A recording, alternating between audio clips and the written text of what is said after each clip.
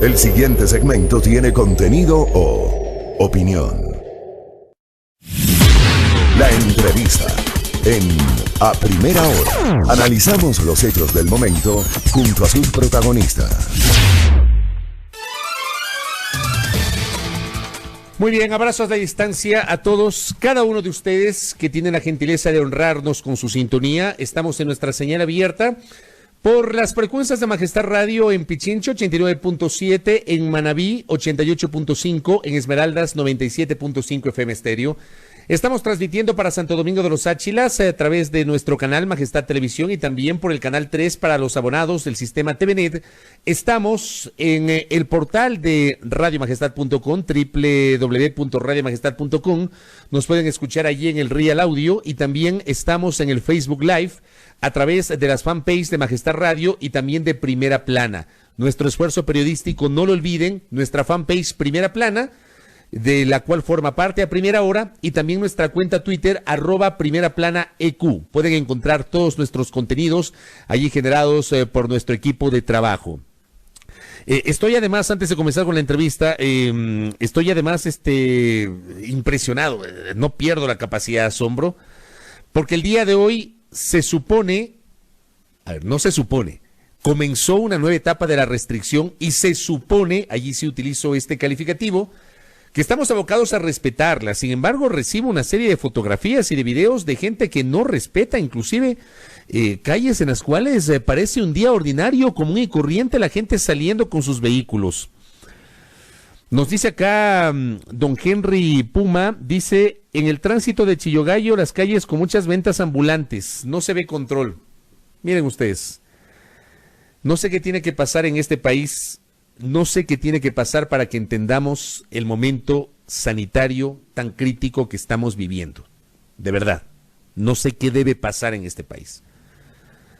No sé si lo que se está buscando es que se decrete el toque de queda total y que no salgamos de la casa, pero para nada. No sé qué se pretende. No comprendo, de verdad que no llego a comprender. Evidentemente cada quien tendrá su explicación. Este fin de semana se difundieron imágenes y fotografías, videos y fotografías de gente que salió a trotar sin ningún tipo de empatía con lo que significa cumplir con el aislamiento domiciliario que todos debemos cumplir. No hay seriedad, lamentablemente. Hay gente que no le interesa, no respeta o lo está tomando muy a la ligera, o como dijo el alcalde metropolitano, hay gente que se ha relajado. Bueno, hablemos de los temas políticos. El presidente de la República, la semana anterior, en una de sus pocas intervenciones públicas, la semana anterior ha anunciado que presentará esta semana ante la Asamblea Nacional un proyecto económico, seguramente será urgente en materia económica, para enfrentar la emergencia sanitaria y garantizar la dolarización de la economía. Eso es todo lo que anticipó el presidente de la República. No conocemos los detalles, no sabemos hacia dónde va a apuntar esa iniciativa económica, pero bueno, eso va a generar expectativas en el trabajo parlamentario en el curso de estos días. Me contacto con Lourdes Cuesta, asambleísta independiente, Azuaya, pero está acá en Quito, ahora mismo cumpliendo, entiendo, con el aislamiento domiciliario. ¿Cómo le va, legisladora? Bienvenida, buenos días. Buenos días, Fabricio. Un saludo y antes que nada mi deseo más profundo de que usted, que su familia, que quienes nos escuchan se encuentren sanos, se encuentren a salvo y que cumplamos las reglas. Es la única forma con la cual podremos salir rápido de esta emergencia, cumpliendo las reglas.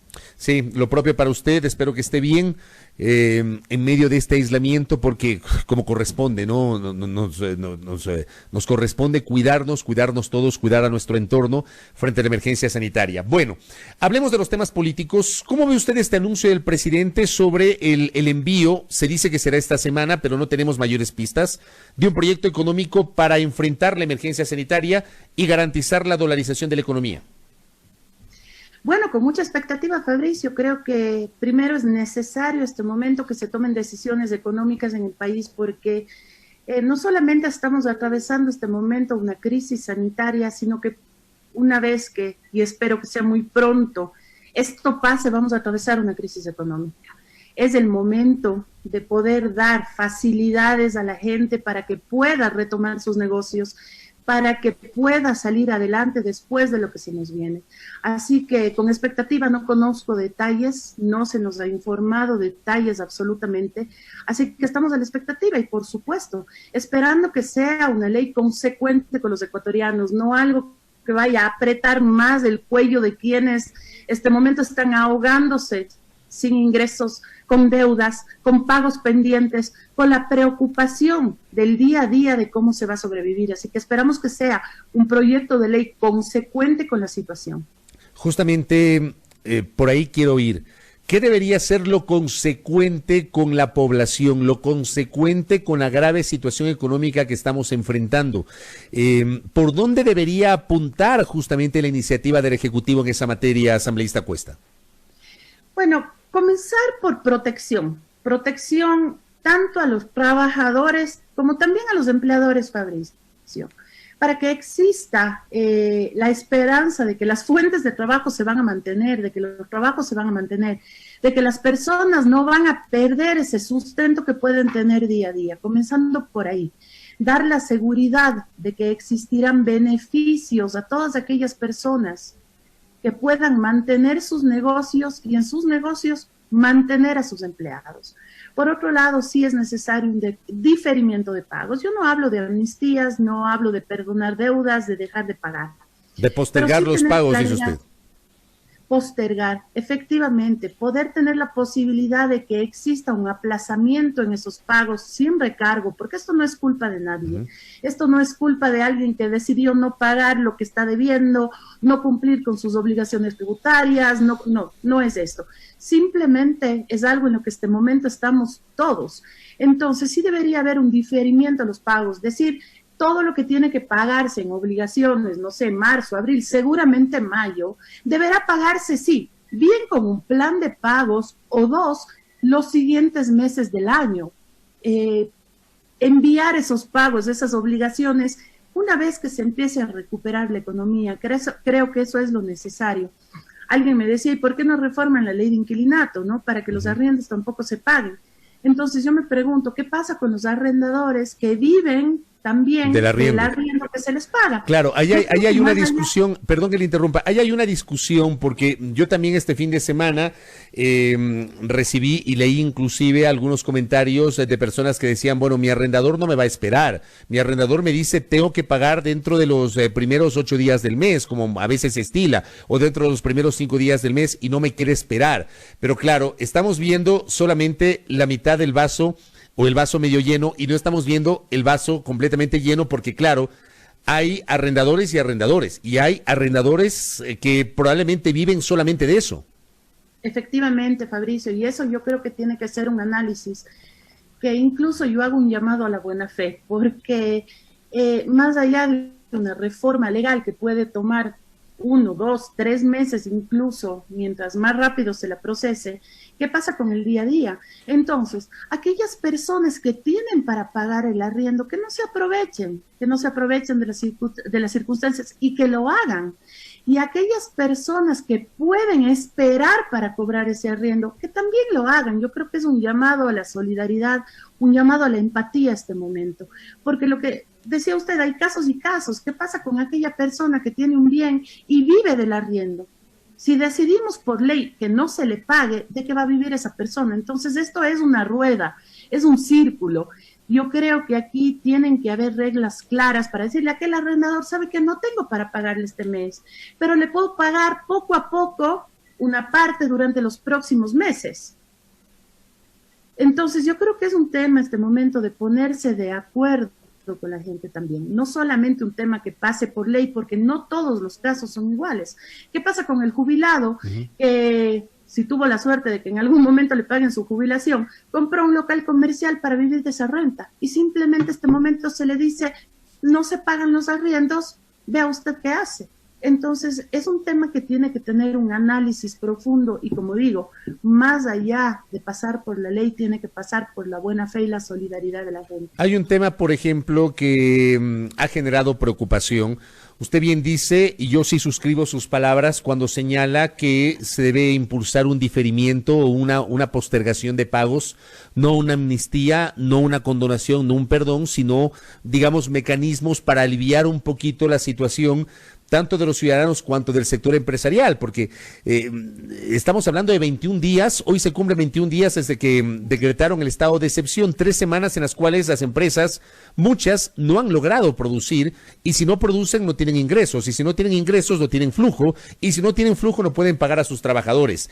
Pero, por ejemplo, se le ha preguntado en un par de ocasiones al presidente del Consejo Directivo del IES, Paul Granda, sobre la posibilidad de que exista algún tipo igualmente de diferimiento para que los patronos o las empresas puedan pagar los aportes al Seguro Social tomando en cuenta esta situación.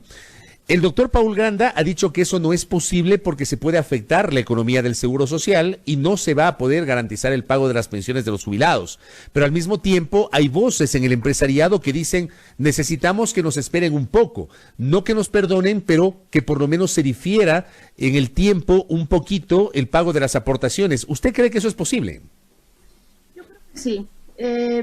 Primero que nada hay que tener en cuenta que hay empresas o pequeños negocios, grandes negocios, que no solamente no están produciendo, sino simplemente están cerrados.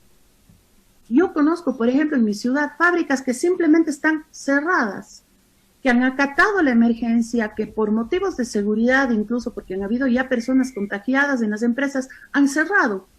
No producen, no venden.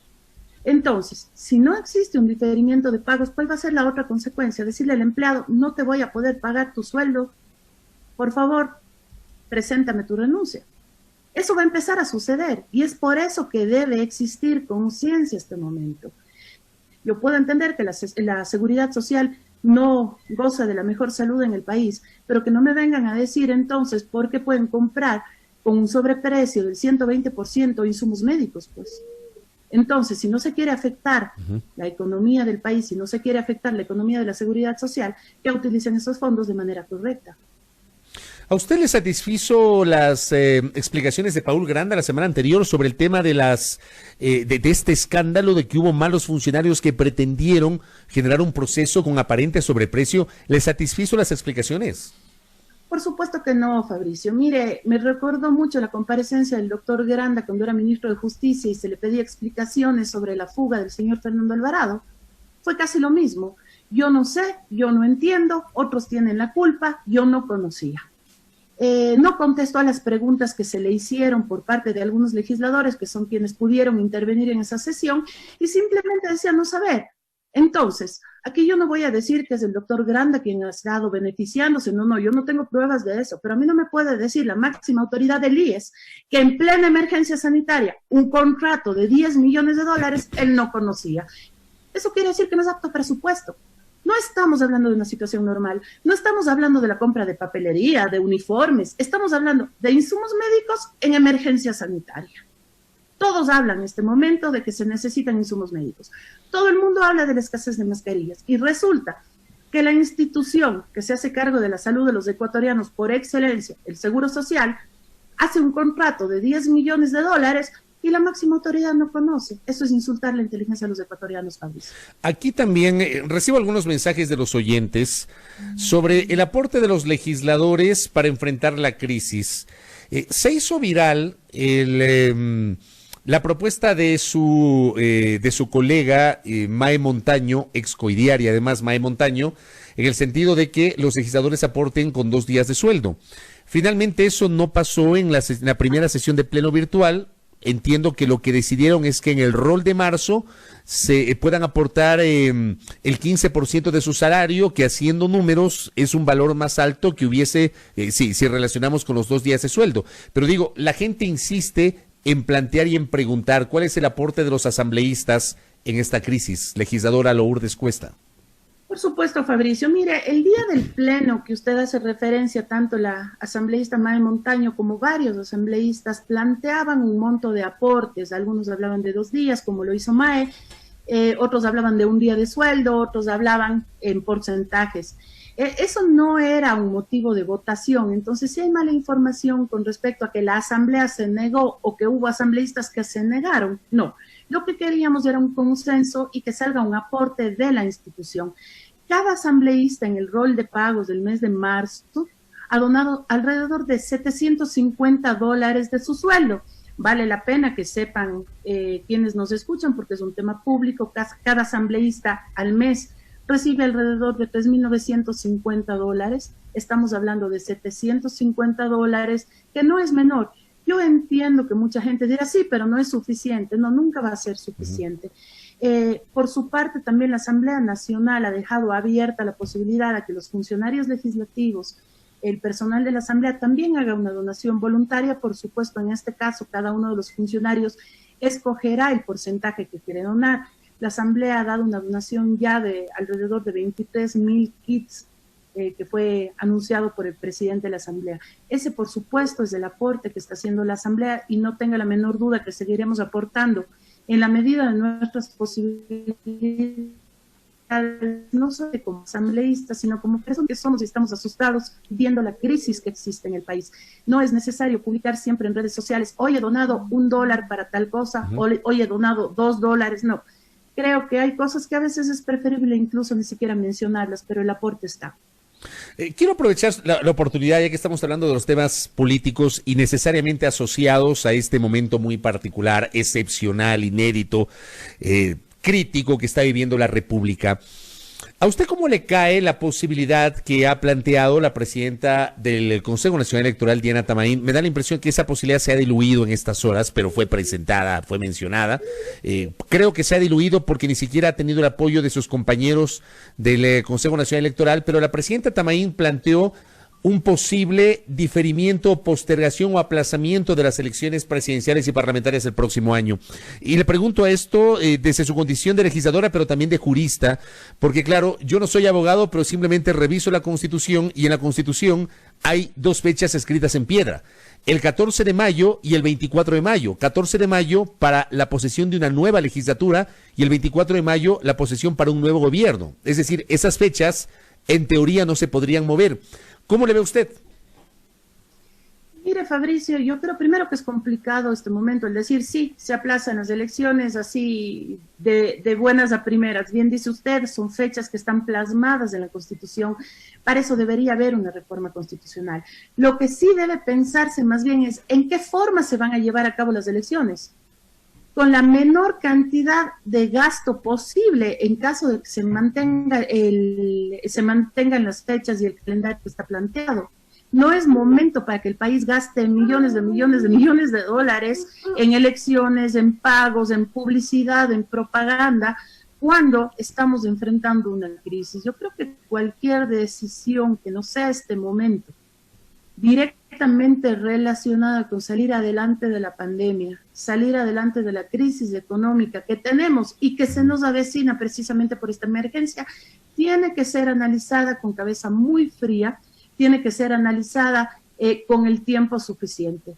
Yo veo incluso muchas personas que pueden estar pescando a río revuelto este momento, hablando de otro tipo de situaciones, aprovechándose incluso del miedo que estamos viviendo este momento como país, hablar vea, yo no soy partidaria de este gobierno, creo que eso lo he dejado claro bastantes veces, pero el hablar de sacar el gobierno, de crear otro gobierno, no es momento, este no es el momento, este momento tenemos que salir de la crisis en la que estamos, y una vez que tengamos salud, que no se nos estén muriendo nuestros hermanos, que tengamos la tranquilidad de saber que existe un sistema de salud sano para atender una emergencia como la que hoy tenemos, ese momento deberíamos empezar a pensar en otras cosas. Asambleísta Cuesta, ¿la Asamblea tiene capacidad de enjuiciar políticamente al presidente del Consejo Directivo del IES?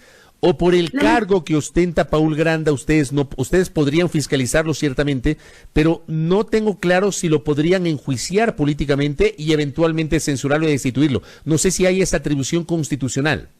No, lamentablemente, Fabricio. La Asamblea Nacional puede fiscalizar, por supuesto, y llamar a juicio político a los ministros, y incluso había un vacío o una duda sobre los secretarios. con respecto a los secretarios con rango de ministro. Eso ya se subsanó con un pronunciamiento de la Corte Constitucional. De la Corte Constitucional. En el caso del presidente del directorio del IES, no tiene rango de ministro, no es un secretario, no es un ministro.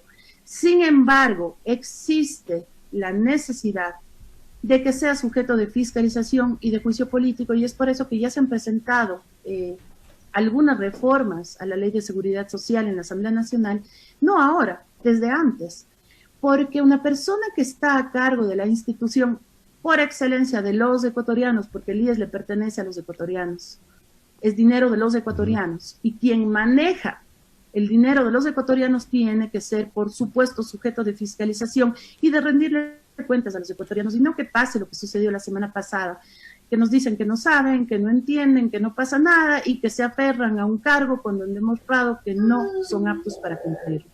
Hubiese sido importante en ese contexto, quedando claro que la Asamblea no tiene capacidad de llevar a juicio político al presidente del Consejo Directivo del IES, hubiese sido importante que el Pleno de la Asamblea apruebe ese proyecto de resolución que, a ver, hay que aclararle un poco a la gente porque a veces, inclusive desde los propios comunicadores, no se le explica bien las cosas a los ciudadanos. Un proyecto de resolución no tiene fuerza legal ni tiene el efecto de generar un cumplimiento obligatorio. Pero hubiese sido importante aprobar un proyecto de resolución que implique exhortar al presidente de la República a que destituya a Paul Granda, como se había planteado por parte de algunos legisladores. Mire, Fabricio, vale la pena aclarar qué fue lo que sucedió. El día de la comparecencia del doctor Granda, pocos asambleístas pudieron hablar y pocos asambleístas pudieron hacer preguntas. Muchos de los que hablaron en su momento le exigieron su renuncia.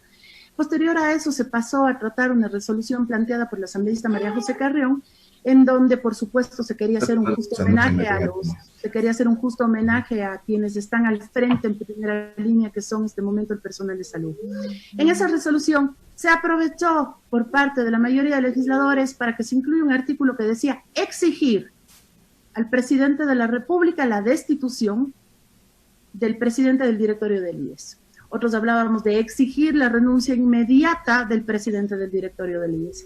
Lamentablemente, la asambleísta Carrión incluyó el artículo diciendo, a pedido de varios asambleístas, exhortamos al presidente de la República a que revise el nombramiento.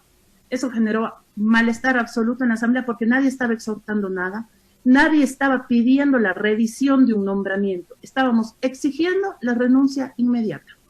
Se pidió el cambio de texto, se exigió que se cambie de texto, no lo hizo la asambleísta Carrión y lo sometieron a votación de manera inmediata. Y es por eso que hubo abstenciones y votos en contra, porque no se pueden burlar así de los ecuatorianos, no se puede solapar a un mal funcionario, no se puede en este caso decirle al presidente, por favor, señor presidente, vea usted si es que sería bueno revisar o no un nombramiento. No. Exigir la renuncia, y en eso va a insistir la Asamblea Nacional. Correcto. Cierro esta entrevista con Lourdes Cuesta con una última reflexión, gracias al colega periodista Ricardo Bravo de la Televisión Legislativa, que me pasa este dato y se lo traslado a nuestra invitada. Me comenta que el viernes hubo un debate a propósito de la situación de Paul Granda, un debate en la sesión de la Comisión de Fiscalización. Gracias por ese aporte periodístico, Ricardo. Me dice que los asambleístas Eliseo Azuero y Fausto Terán argumentaron que la Asamblea sí puede llevar a juicio político a Paul Granda con base en el último dictamen de la Corte Constitucional y el artículo 154 de la Constitución, que señala que la Asamblea debe fiscalizar a las autoridades que están a cargo de la ejecución de las políticas públicas, y en este caso Granda preside el Consejo Directivo del IES. Digamos, ahí podría haber una discusión porque el artículo de la norma constitucional que habla sobre las atribuciones de fiscalización de la Asamblea es muy claro en el sentido de hablar de los ministros de Estado y de aquellas autoridades de organismos de control que son susceptibles justamente de juicio político, y no se menciona al presidente del Consejo Directivo del IES. ¿Qué le parece a usted estos argumentos de sus colegas Eliseo Azuero y Fausto Terán? Me queda la duda, qué mejor que fuera así, ¿no? Pero me queda la duda, sobre todo porque, como le digo, no tiene rango de ministro, como en el caso de algunos secretarios, y por el contrario se encuentra adscrito a un ministerio. De hecho, al ser representante, sí, del presidente de la República ante el IES, es un cargo que se da por amistades políticas dependiendo del gobierno de turno. Yo creo que puede existir ahí problemas. No considero que sea la Asamblea Nacional quien pueda plantearle un juicio político al presidente del directorio del IES, sea quien sea, precisamente por la calidad que tiene. No tiene rango de ministro, como ya aclaró la Corte Constitucional que lo tienen los secretarios. Correcto.